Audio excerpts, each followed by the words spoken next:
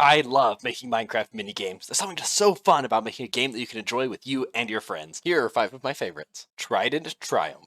In this game, there are 2 teams, the attacker and the runners. The attacker's in the water with a riptide trident, attempting to hit the runners on top and eventually kill them. The runner's job is to avoid getting hit as much as possible and survive the longest. Whoever survives the longest gets 3 points for that round. Second longest gets 2. Third, 1, and fourth and beyond gets 0 points. You take turns rotating who is the attacker until everyone has gone. Once everyone has finished attacking, you tally up the points to see who is the winner. I love this minigame. It gets so chaotic as you're running around trying to dodge and weave, while the attacker just comes flying out of the water.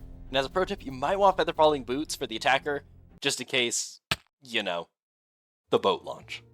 This game is really quite simple. You build a long runway with ice so that you can build up a ton of speed in a boat, and a couple of jumps, and then a goal where you're trying to land.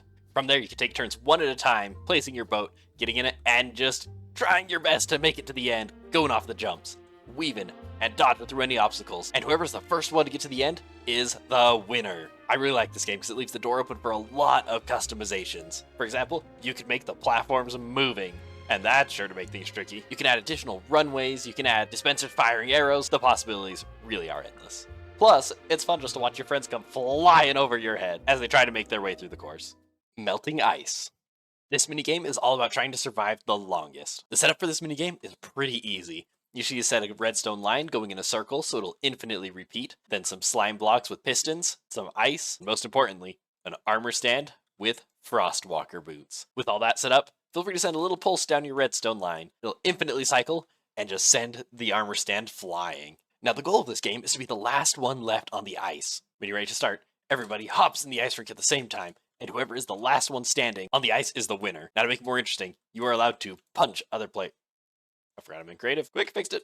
Shifting maze. Shifting maze is a really basic concept. It's just a maze filled with doors. But what makes this maze really interesting is when you have multiple players in the maze, each person that goes through is actively changing the maze for everybody else. And as you're working your way through the maze, you never know what'll be behind the next door. Burn away.